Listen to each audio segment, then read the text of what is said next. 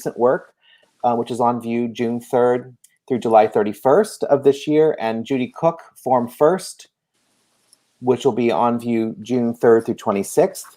And we currently have on our print wall Joseph Alber's Six Variants, which is also on view June 3rd through 26th. You can visit the gallery in person Tuesday through Saturday, 10:30 to 5:30, or online 24/7. And I thank you for joining us this evening. With me tonight is Bruce Guenther. I've known Bruce for a number of years. Bruce is currently the adjunct curator of special exhibitions at the Oregon Jewish Museum and Center for Holocaust Education. But I first met Bruce, 15 or 16 years ago when he was chief curator at the Portland Art Museum.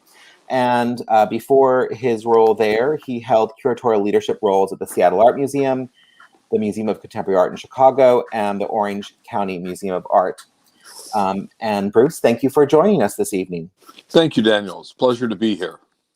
I kind of just wanted to start off by asking you, I know you've known both Lee Kelly and Judy Cook for a long time, and so I thought I would just ask you how long you've known them, and maybe if you remember when you first met them.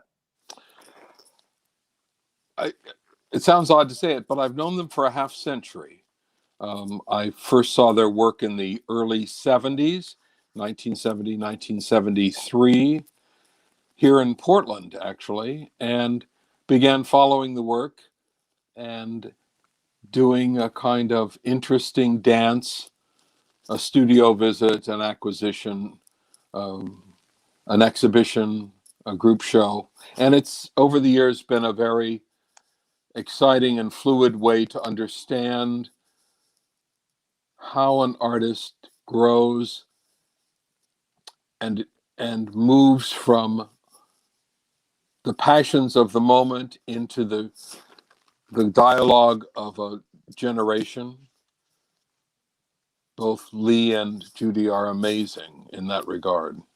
And longtime members of the Elizabeth Leach Gallery, I noticed, in the 40-year anniversary timeline. Indeed, yes, it's true. The gallery is celebrating our 40th anniversary this year, and we are thrilled to have worked with both Lee and Judy for many of those years. So, you know, it's wonderful to have you bring that up. Just to bring the artist's voice into the conversation, we are going to start off with a video from Lee in his studio, and then we'll continue our conversation and exhibition tour.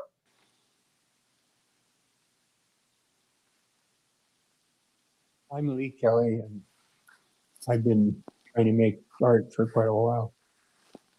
I start with a complex group of old memories, old sketches, and I try to fit them into some context using contemporary materials and processes. And America is a great place to get things built, but it's a very poor place to develop ideas. So it's a long-going process of distilling, picking and choosing and discarding, and finally coming up with something that you think might work.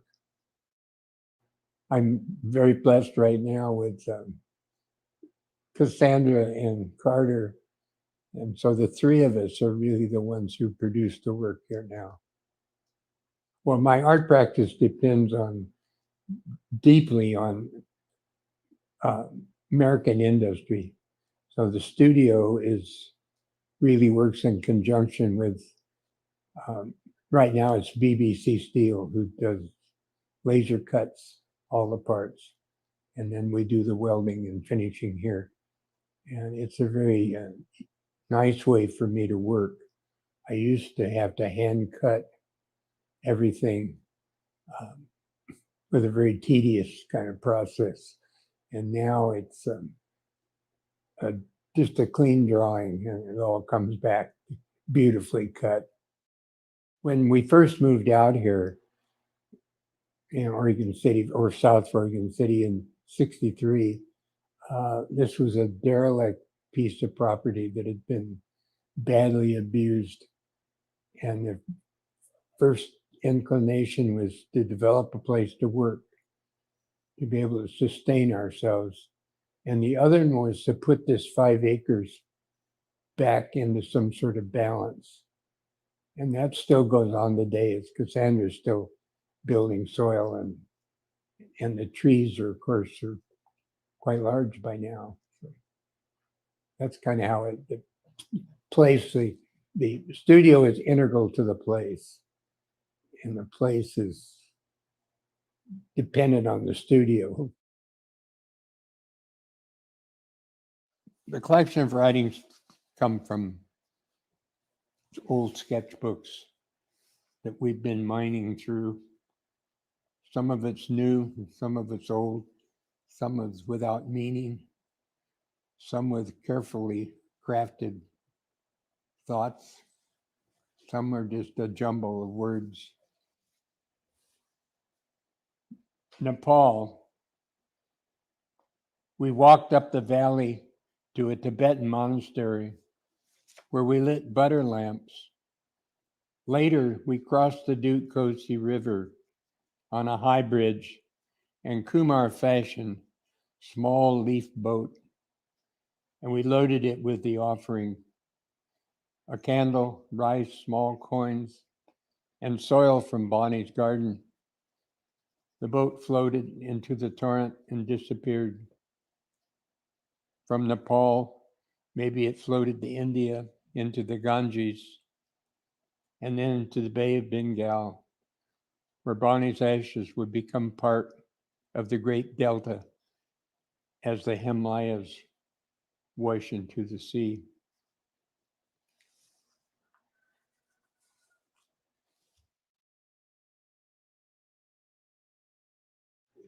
Yucatan piece is very much just a fantasy of what might have been. If you imagine the Mayans had a unicycle they used on the beach at Cosmo or someplace.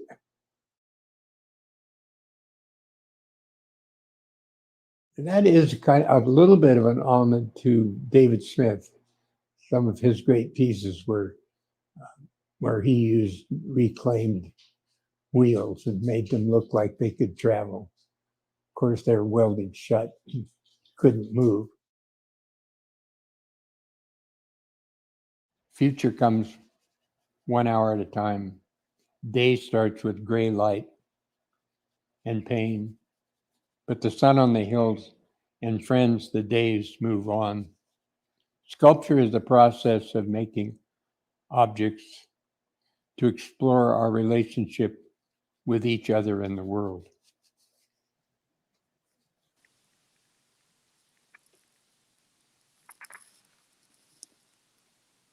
So I just want to say thank you to Lee for letting me come out and work with him on making the short video so we'd have his voice in the process. I want to kind of include that because it's all about his work. It's so exciting that he just recently, I think that maybe a couple days after we shot that video, turned 89. So it's wonderful to work with such a accomplished figure in our community. But Bruce, I wanted to ask you a question to start off. I know you had some questions you wanted to talk about as well. But in 2010, you curated the retrospective exhibition of Lee Kelly's work at the Portland Art Museum, and oversaw the creation of an incredible book, which includes your essays and a history of Lee's work. And I'm wondering what drew you to his work then, and what still draws you to his work? What kind of has drawn you to his work over his 60-year career? It's that exhibition project and book was one of my bucket lists for Portland when I moved back here in 2000. I've been drawn to Lee's work because of the incredible integration of formal geometric abstraction with an elaborated surface that reminds one of abstract expressionist and abstract expressionism in its gesture, which is very much a part of Lee's background as a painter first and then a sculptor. And then the way the formal becomes subjective, just as those beautiful thoughts that he was reading from his sketchbooks and his diaries about the place for love, loss, and the search for a reconciliation between those things. And all of those spoke to me and continue to speak to me in real terms that I find inside this sculpture, which we're seeing on the screen, in its physical presence, its formal beauty, its elaborated surfaces that catch and diffuse light, in the playfulness that it suggests, that is so much a part of Lee Kelly and his personality, that wry commentary. You know, America is not a great place for big ideas, but you can do anything. And Right. It's so true. Well, you mentioned the kind of that so much of his work is about relationship and connecting things, and it's interesting that like that piece, Tibetan Wedding, you know, also the title itself talks about relationship and connections in an interesting way. I think Yeah, I very mean, much so. It's the interactivity of the forms, starting with the wheel-like forms he referenced, and then the almost gesture of they remind me of Buddhist objects like the femur bone rattles mhm. and the trumpets, but they're also carts and architecture as he plays with these memories of repeated trips into the Himalayas to find the purity of the air, the simplicity of the life. It's a very interesting piece.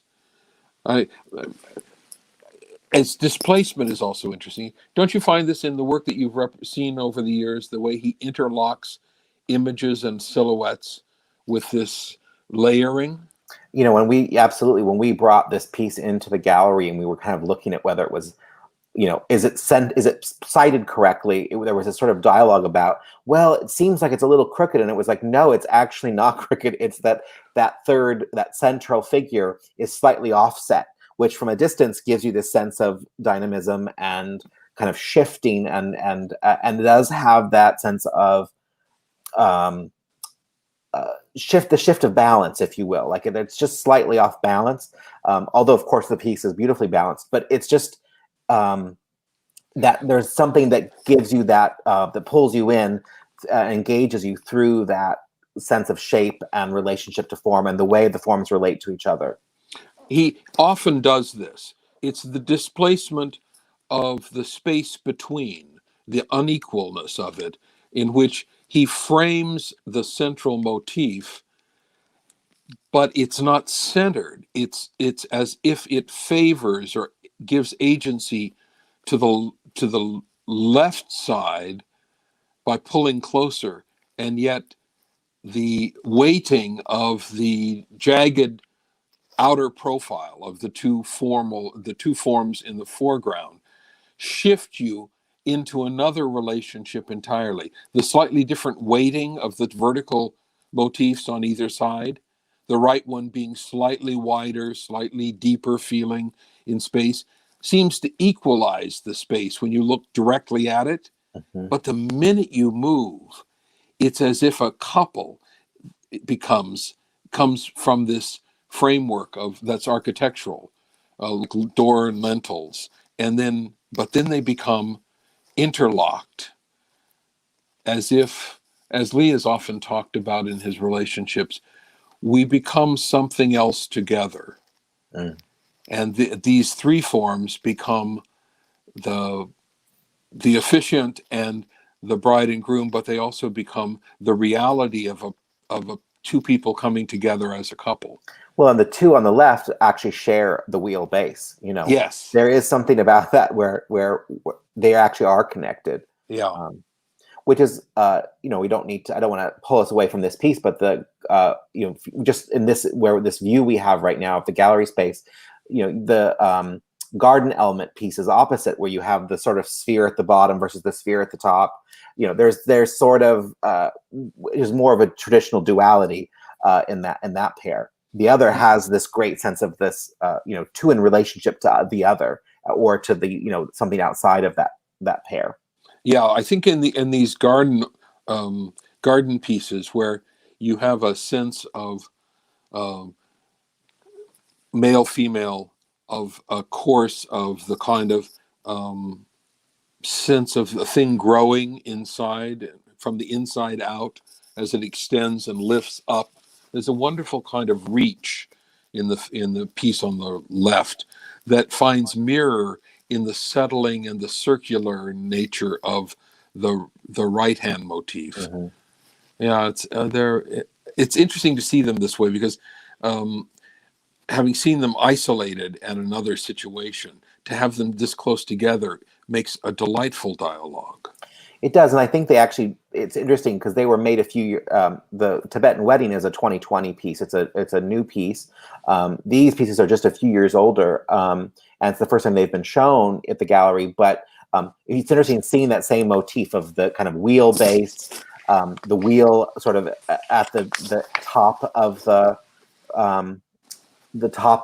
totem, and then that jagged edge as well.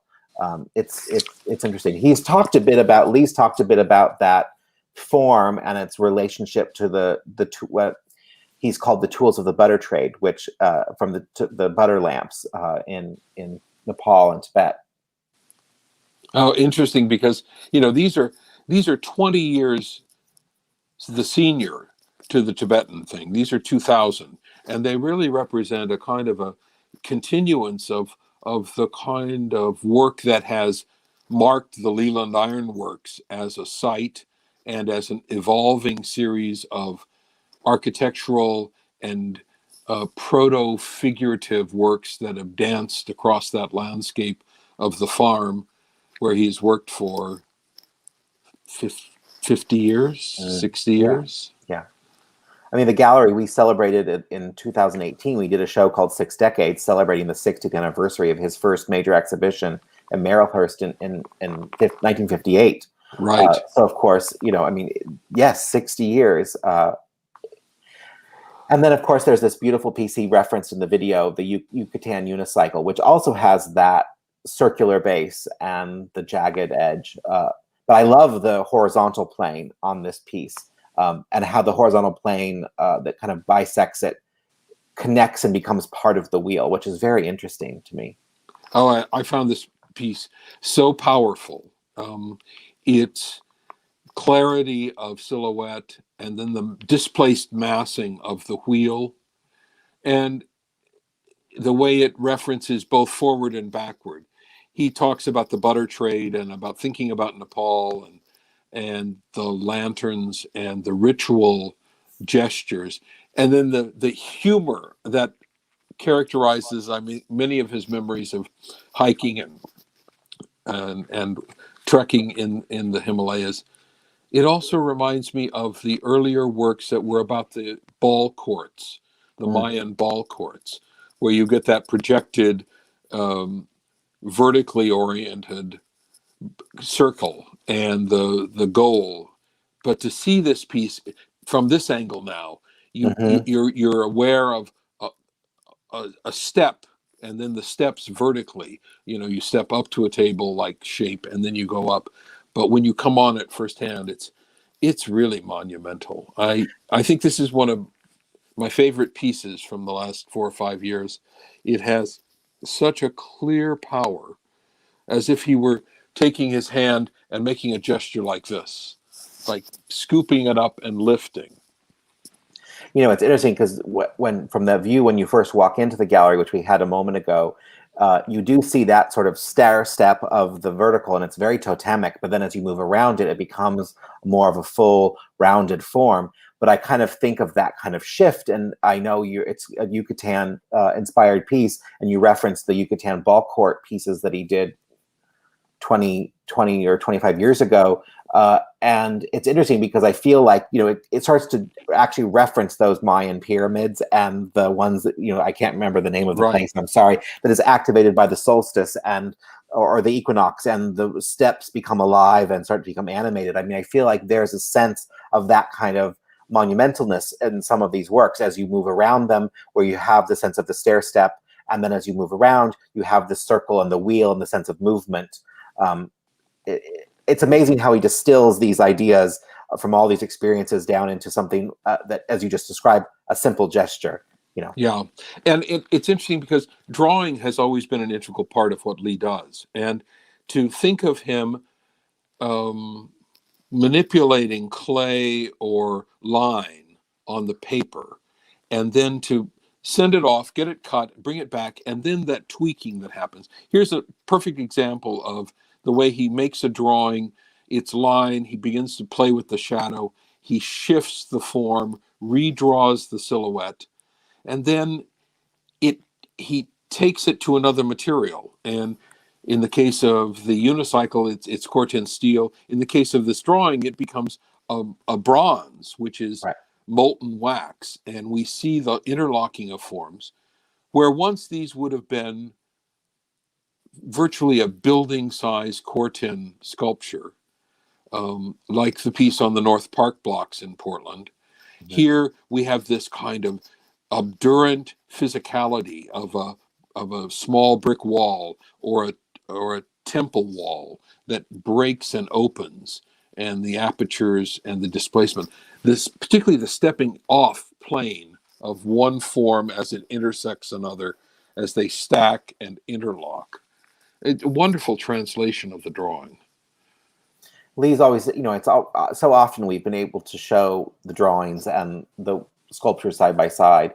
But it's so interesting. I mean, so many sculptors, as you know, work that way. They start with sketches, make a maquette or a small study, and make a large one. I mean, I think another example, this is another one of the Blue Mountain pieces here that relates to the one we just looked at, but there's also a grouping of Nepal pieces that are small.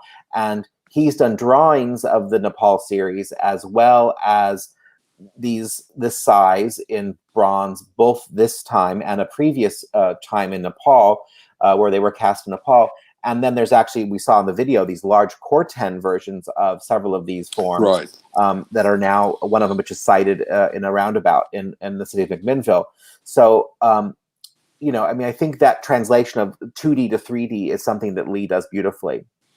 Yeah, they never deny the material he's working in. They always take and exploit some aspect of drawing in the drawings, of the hand making spontaneous gestures and finding the repeating volume and dimension of the drawing. And these pieces, which I think the immediacy of the surface, it's as if in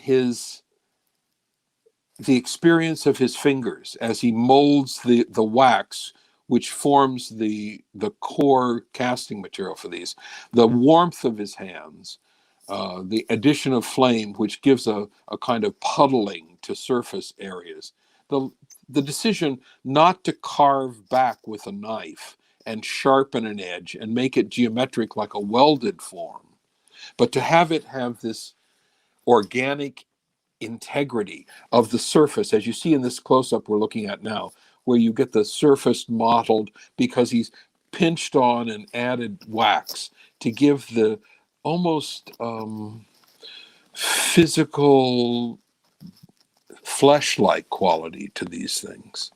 They're quite dynamic, and they play off the forms we've been seeing in these small welded and gold-leafed sculptures, which have been such a fertile place for him to play with the small scale.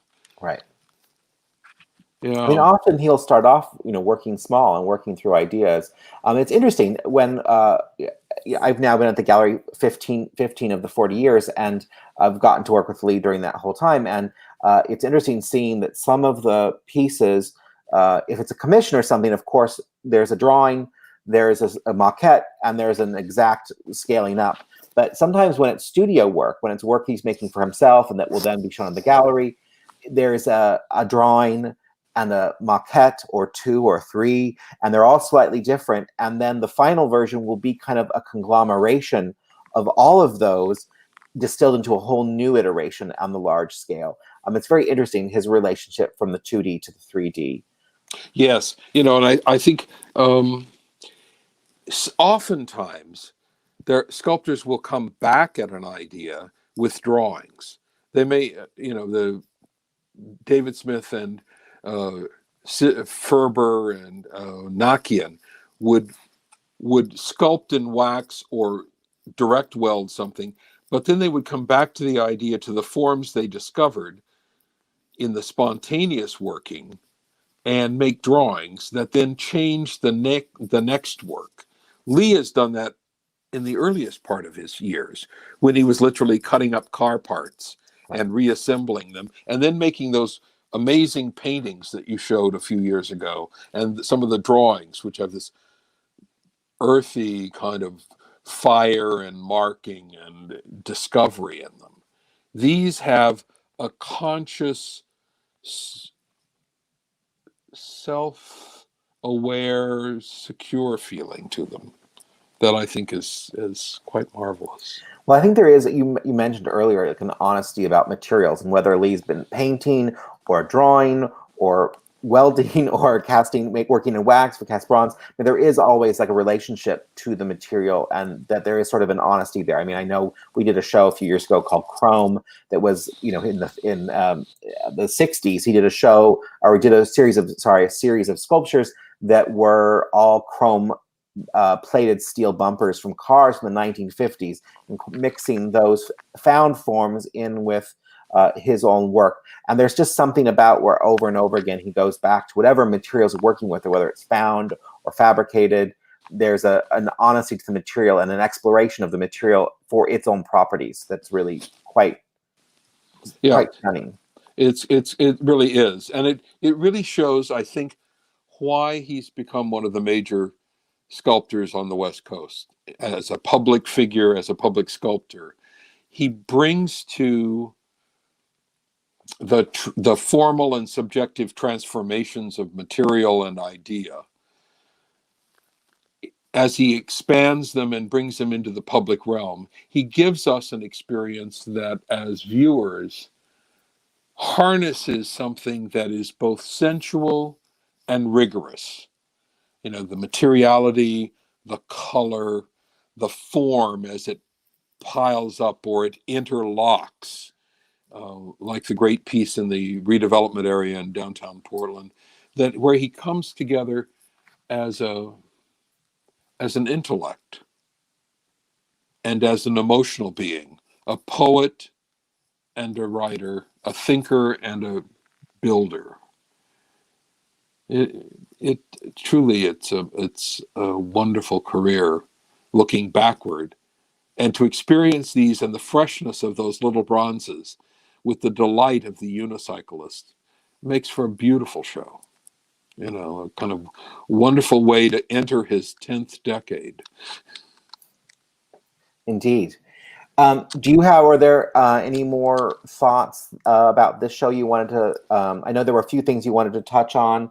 I wanted to know my final question, if I can, but I don't want to keep you from bringing up anything about Lee's work if you specifically want to. But I was kind of wondering, what are the things you see as being the kind of primary consistent elements in Lee's work over his 60-year career, and kind of what elements have been there all the way through, and what maybe have shifted or evolved in your observation?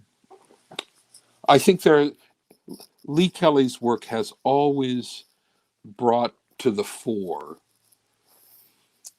the serious sense of observation that informs the experimenting with the discoveries of shapes and forms and the dimensionality.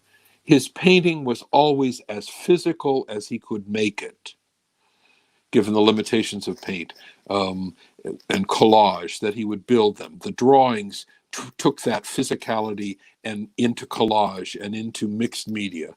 And now the work has continued to find its voice in that space between experience, memory, and architecture, the rigor of geometry, and the fertile power of the physical, of the erotic. Somewhere in Lee's work throughout the course of his life, he has never lost the erotic impulse that drives the air into the intellectual form. so that one always senses the presence of the dynamic of his life, of living and interacting with human beings. And I think that's the place that we will remember Lee Kelly.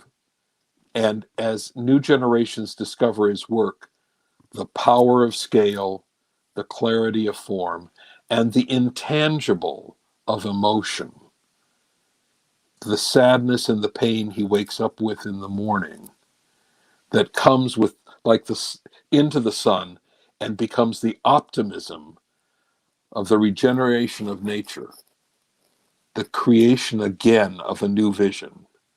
Like this moment behind the unicyclist, where suddenly, it's phallic, it's physical, and yet it's an architectural structure that takes us up from the ground and pulls us into the sky. What poetry, what moment. Indeed. Yeah, absolutely. Thank you, Bruce. Thank you for joining us. I'm Daniel Peabody. I'm a director here at Elizabeth Leach Gallery. I'm talking with Bruce Guenther, curator Bruce Guenther. We're having a conversation about Lee Kelly's work, and we're going to actually shift now and have a conversation about Judy Cook's work. But first, I wanted to mention, I can't remember if I did this when we started. I'm inviting you, if you have questions or comments, please feel free to put them in the comment section, whether you're watching on YouTube or on Facebook Live or on the gallery's website. I think there's an option to comment. If you have questions, go ahead and put your questions there, and we will try to get to them at the end. But we're going to now watch a video of Judy Cook from her studio, and then we will take a look at her exhibition.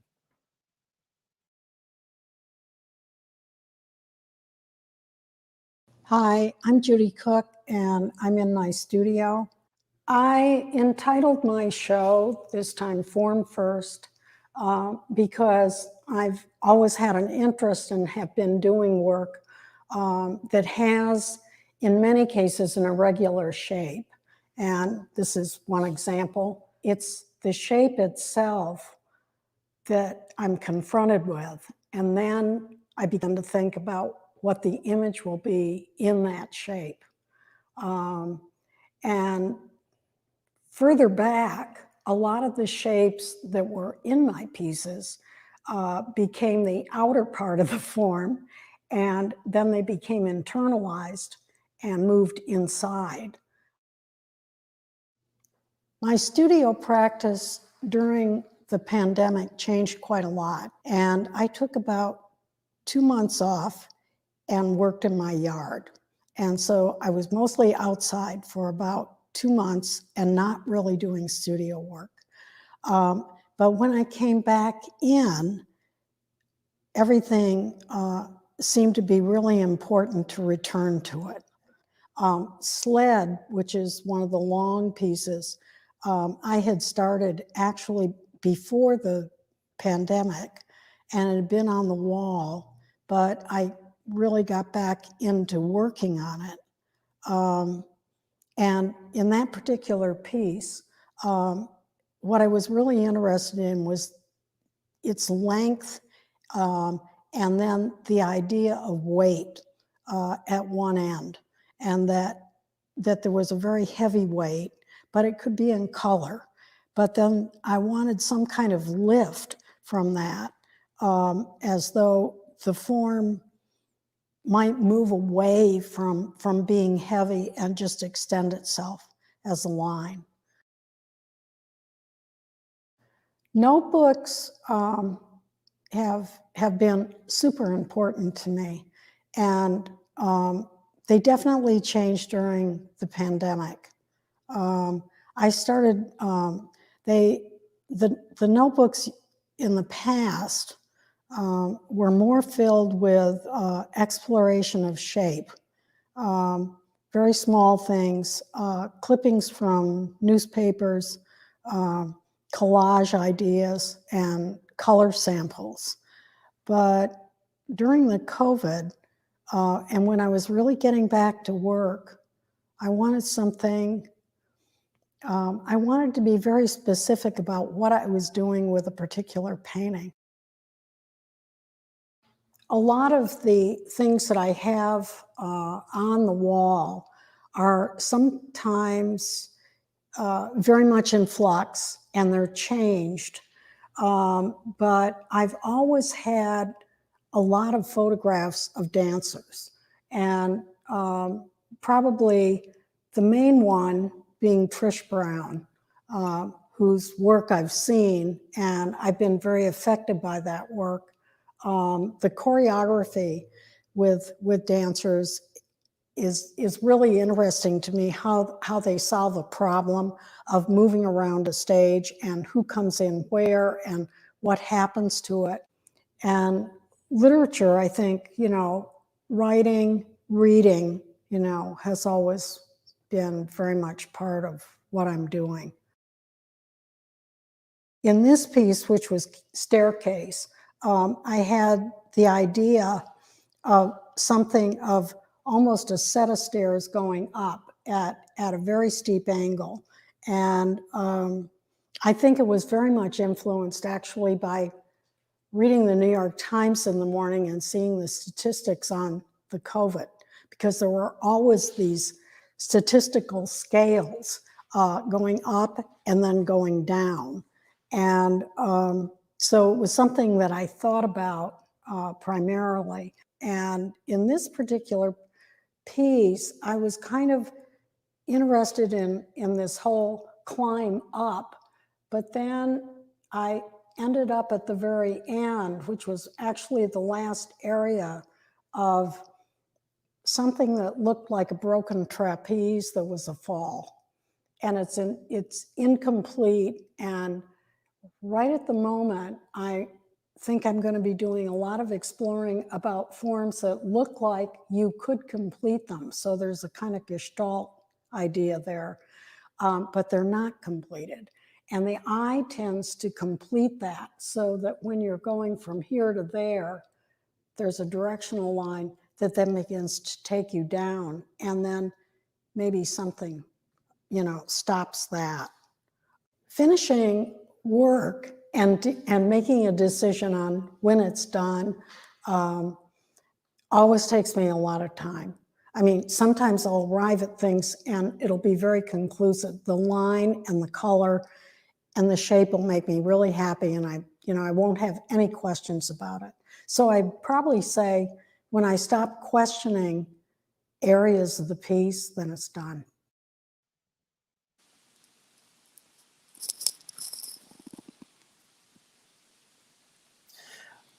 So just to bring Judy's voice into from the studio into the show, that was Judy Cook joining us via video.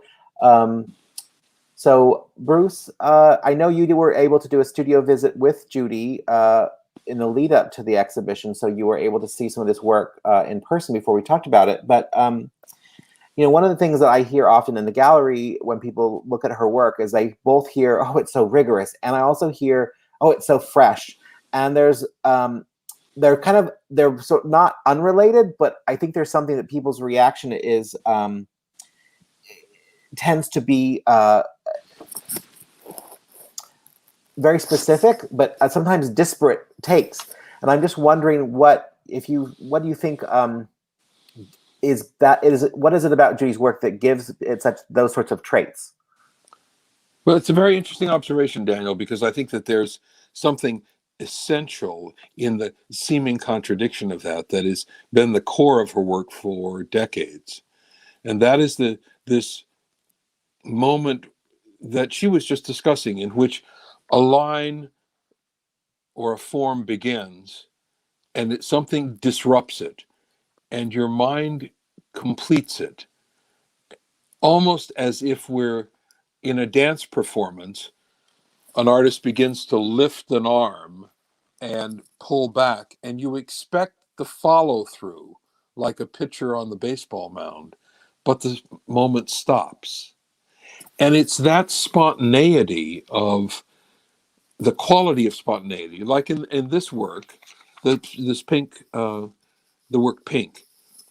It has, it has this series of dark lines against three values of pink and the ground, translucent, opaque, but always at a sense of becoming, in a sense of becoming. They're not locked down in a way that stops them from implicit motion. And that's the spontaneity that people feel. And yet these are arrived at through the most rigorous process of studying, painting out, sanding down, reshaping them until the tension, like a great dance move, is between the stasis and motion. And her paintings consistently use that. And I think it's why sometimes I've talked to people, they don't understand why things happen on the edges, why things, something entirely independent, it feels like, is happening on the edge, as if we're waiting to see, we're aware of a dancer waiting to leap into the middle of a stage. And like the line that begins on the edge and comes just to the beginning, our mind thinks of it as encircling the whole object, the painting as object, which Judy's begun to deal with. This work, Sled, I think is a masterpiece. It is spectacular. It is over 7 foot long. It has a wood extension. And the form, that black line that begins on the left and through compression and movement pulls itself out like a yearning look, and it comes and it lifts just at the very end, as if throwing a shadow suddenly on the panel, finding its echo at the edge at the top with a similar, notice the difference between the black line at the top of the right edge and the black line thicker, more insistently on the surface, below the curved black line. They create almost in your mind a perspectival rectangle or rhomboid, parallelogram. She does this in a kind of effortless way when we encounter the painting. And that's the spontaneity I think people talk about. At the same time, people are amazed at this kind of balancing of form, line, and space that the paintings continue with. I'd like to stay with Sled for a bit if it works with you, to Sure. sort of look at, because she's introduced something new in these works that I think is a very dynamic way of extending the shape or the form first. In this case, she starts with a rectangular beam-like structure. It's about 2 to 2.5 2 inches, inches, 2 inches thick. thick, and it's a birch panel, which at the end of the day has been waxed, but it sits, on the wall, and it projects from the wall. In painting it, she starts with this idea of the sled, of this line that extends itself and extends itself, counterbalanced by the weight and its relative weight of the red, the green, and the white forms that dance in an almost Mondrian-like de style moment with the black line, the yellow line, and that turquoise line. Well, I also love the graphite line. There's also a drawn Yes. line that's partly obscured by the paint, but partly exposed in different places. And I think that's quite fascinating. And it's part of it that I love is that the thinness of that then references, for me visually, the thickness of the black line that's painted, and then the extended wooden line of the small form that sticks out the other end. It's like she's drawing a line off either end of the form. One is painted and one is physical. Yes. And it's that notion about these horizontals, which, are almost landscape and horizon like. But with Sled, it's the balancing of that extension on the left, of that that piece of lath that extends off a foot or more, lifted just slightly more than its depth above the corner, stabilized, and then laying on the time, and it comes down into the middle of the work, like that graphite line which begins over in the white and extends to this structure in midpoint and on the top, a stepped form that could be a profile of one of her canvas grounds that is then broken with a space through to the back wall. That white we're seeing now on the screen is actually the wall and a shadow, the interior lined with black. And so she has appropriated color, and as she has appropriated the space and the continuance of the line against the wall of the gallery.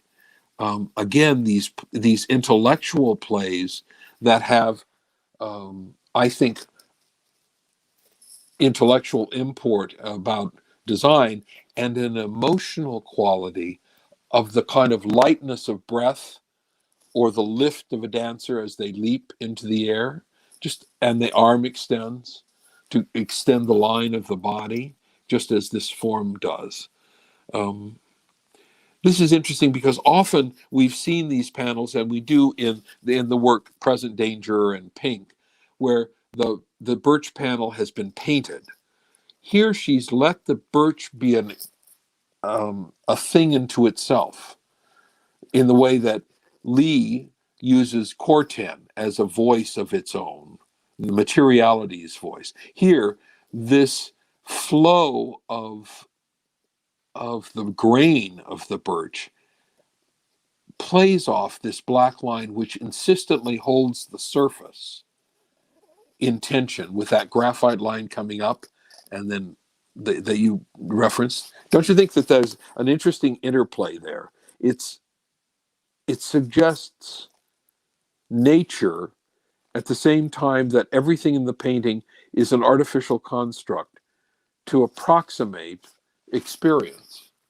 Well, one of the things that Judy does so well is she takes inspiration from found things. So, she like those found images of Trish Brown dancing, a dance troupe, or I don't know if you've been in her studio, and there's you could see snippets of it there in the video. But she has this glove that she found in the street that had been run over many times and then dried out, and it's this contorted thing, and that's up on her studio wall. She looks for found form, and so it's no wonder to me, knowing how she finds just these incredible formal properties and little discarded things from the everyday, that she would then take something really beautiful like the grain of a birch panel and integrate that into the work. I mean, it makes complete sense. That would be part, that the materials itself would be part of what she's doing, because of the way she works formally and the way she actually finds form.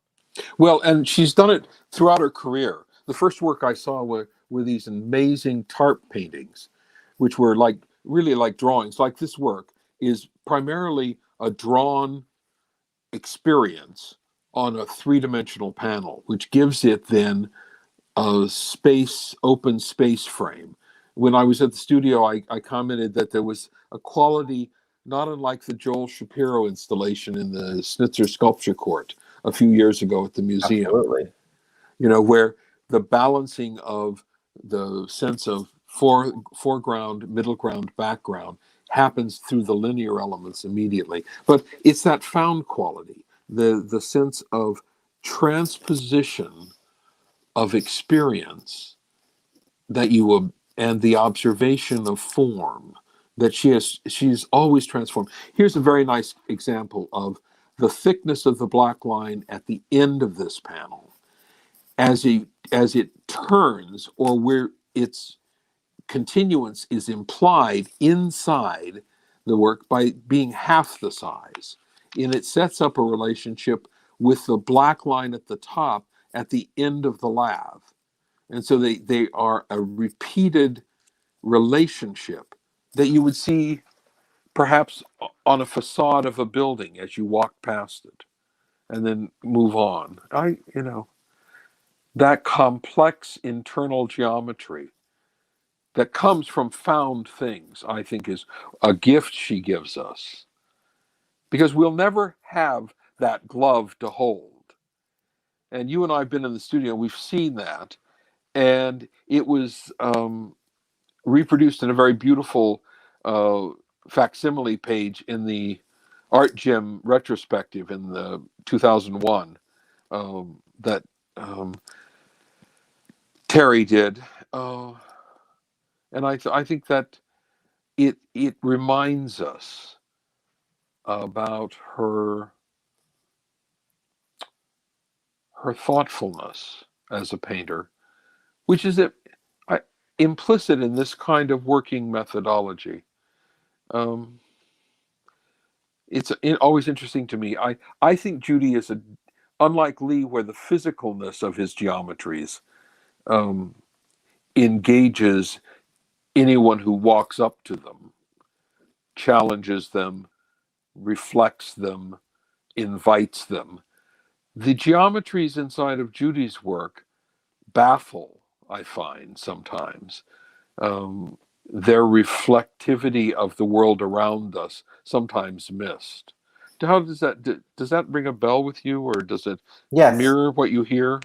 Yeah, no, it does. It's true. You know, I mean, I think her work is so, for me, it's very accessible because I guess maybe because I've been in the studio and I've seen how she's coming up with what she's making. It feels so much to me that it is connected to things that I understand. But I have certainly had conversation with people where they're sort of like, I don't quite understand what she's doing here. Talk to me about this. What's the shape mean? What's that mean? And people kind of looking for meaning. Whereas I feel like they're very much formal works. Yes.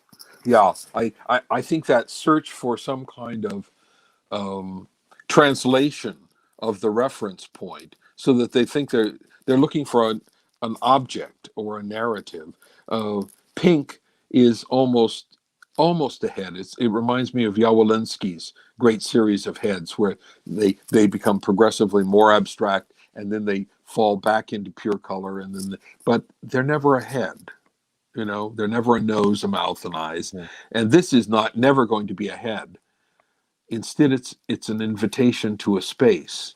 It's an invitation to a reverie of color and translucency. I love the way she puts something down, sands it, paints over it, re-exposes, redraws. It's like the graphite lines that emerge and disappear simultaneously, which it goes back to the very beginning of her work, where she would draw a line, erase it, but the canvas that she was painting on held that memory.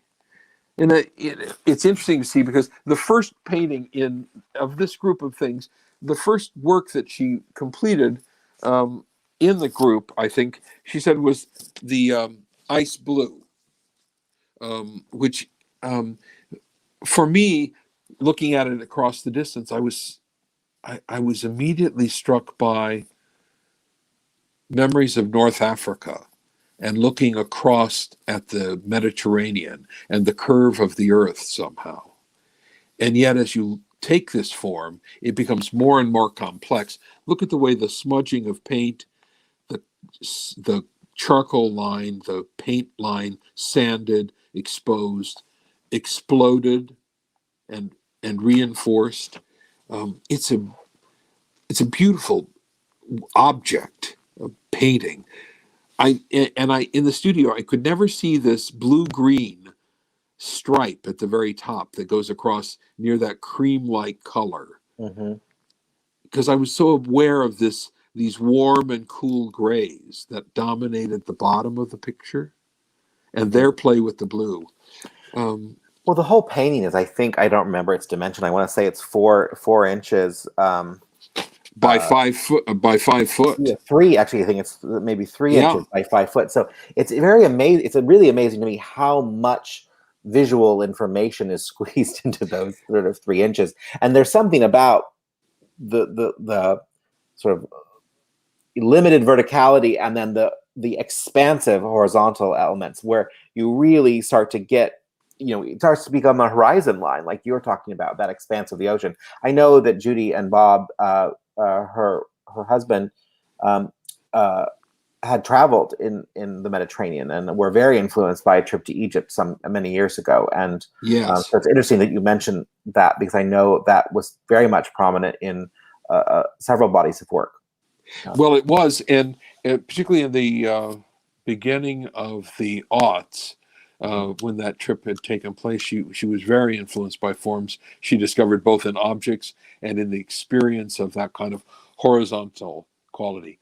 I think for me, Judy is a diminutive physically, but and but in her reach in these paintings, she's always pulling out to the edges of vision, so that even though it's only 3 inches tall, as you approach it, it begins to fill out to the edges of what you can see. And you have to move left or right down the length of it in order to fully see it, and then to experience as this series of overlays of texture and color and pattern. Well, it's almost like it becomes this like a slit window, and I find myself Yes. wanting to crouch to try to see the view better or something. I mean, it's amazing that this small, vertically small painting has that pull, that it actually makes me want to, look into it, like what's outside, that window slit. Yes, and I think that's also is reinforced by the peripheral notations that happen on the top and the sides and the bottom of these paintings.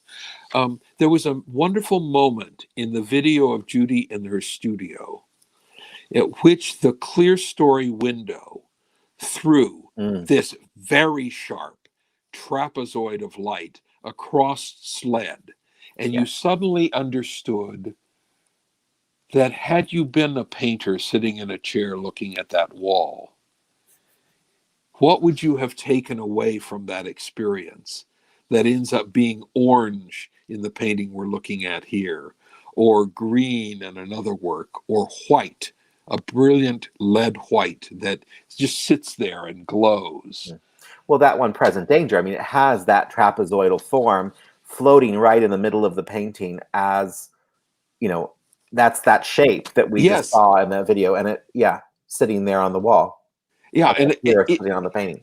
It's that moment at which something as transitory as a cast pool of light or a shadow next to a volume that she observes and records in her notebooks on the piece of paper on the wall, a cutout shape of color from the New York Times that's going to reference a point at which the painting will become this color. She loves, I mean, as you know from being in her studio, but she loves to find color in the New York Times, and I think she likes the way the color printed on newsprint has a matte kind of finish to it, and that she really loves that. So that's often there's often scraps of ads from the New York Times cut out for color swatches. Right, and she and I were talking about it. And there's a particular quality about the translucency of a of the dot matrix on newsprint that grays the color slightly. They're not screaming primaries, even though they allude to being red, yellow, blue, or secondary colors. They take on a kind of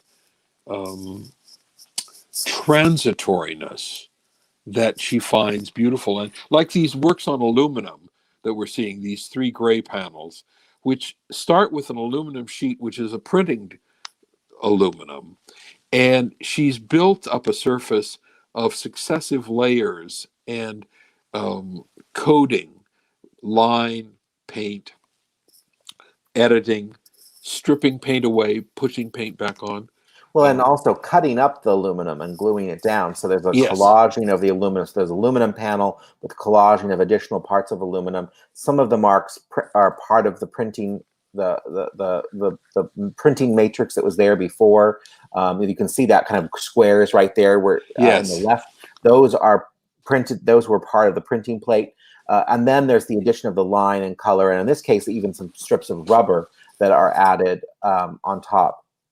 Right. And I think this is, again, I'll return to those works of the early 70s where she was collaging torn canvas and masking tape and sections of found fabric into those tarps, and the structures and the found geometries that were both vaguely anthropomorphic or like intestinal curling and pipe curls. And here, the same collage material that we see in this work is in ice blue as well, because there's two printed sections of aluminum there collaged in, which you think, oh, is that a drawing? And you move close and you discover, no, it's a mechanical line. And it's a mechanical grid. And that playing off then her very hand-drawn quality is the tension between the machine and the hand, the eye and the found object. It's an incredible sense of rigor in the way choices are made in these works about what will stay and what will go, what will be a memory and what will be physically demanding and present in the geometries. There's a lot of rigor, but there's a lot of play too, which I think is maybe where some of that feeling of freshness comes. This piece Wedge that we're looking at straight ahead, it's interesting. It's hard to tell when you're not seeing it in person, but it is a wedge in multiple dimensions. So it's a wedge shape, but then on the left side, the panel is 1 inch thick, and on the right side, the panel is 2 inches thick. So it's actually a wedge in multiple planes. And that's the kind of thing that Judy does. It's just so subtle. And I think it's called Spring, actually, not Yes. Wedge. Sorry, sorry, it's a wedge piece, and there was another one that was considered for the show called Wedge. So I remember the title, but it's called Spring. Excuse me, but it is a wedge shape, and it's so interesting that that is sort of that she's approaching the rigor of exploring the shape in multiple dimensions. Well, and this was wonderful to experience because I was sitting across from it in the studio.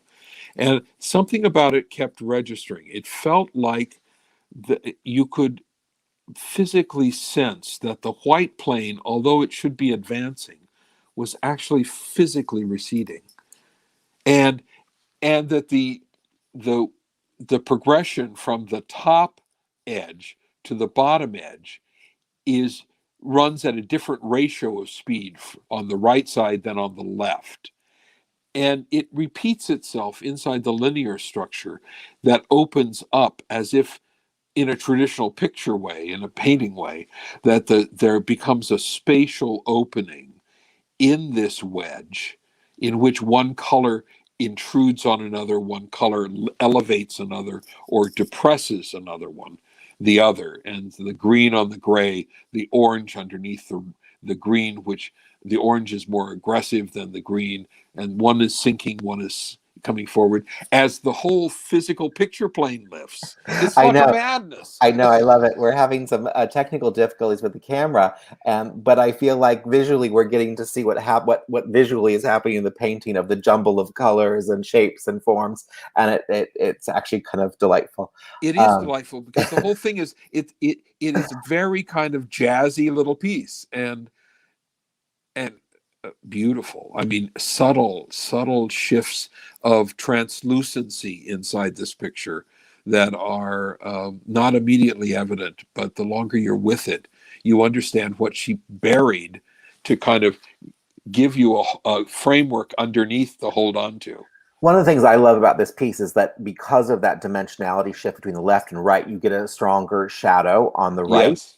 And I feel like that kind of gray of the shadow mimics the very subtle blue-gray line, that sort of that zigzag on the left. And they actually kind of create this interesting dialogue between that gray of a shadow and then the gray that's painted in place.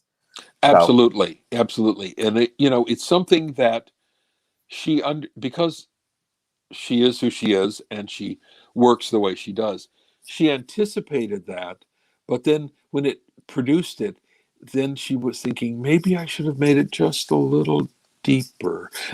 And I love that, because as she said at the beginning of her video, she works with a series of cardboard maquettes to find shapes that she wants to work on without an idea of what she will put on them. And this entire show then becomes a response that is about discovery and about the journey between the found shape that is the canvas, the form of the painting, defined by its physical presence on the wall, whether it's 3 inches high and 5 foot long, or a wedge that comes forward and drops backward as it's diminishing from top to bottom. And then she struggles to find, what is the voice of this shape? What is the form going to be that animates this and brings forth memory, association, order, and play? And it's the play that gives this kind of delight to this thing. Yeah. Yeah. It's a beautiful exhibition, just beautiful. Thank you, Bruce. I feel very, I mean, I didn't paint them, but I feel very strongly that it's a beautiful exhibition as well. I love the pairing of Judy and Lee. I love having these two kind of pillars of Portland's art community and the Northwest art community in our gallery at the same time. Lee being 89 and Judy being 81. I love having these people who've been such a part of our arts community for so long, longer than I have been alive. It's kind of amazing to be able to have these two artists in relationship to each other. Daniel, it's a perfect thing for the 40th anniversary because Yeah. they give truth to the fact that abstraction is alive, that it can crackle with wit, it can be as alive as dance and as satisfying as a meditation in the Rothko Chapel. They are truly masters of our local universe and the West Coast. Congratulations. Thank you.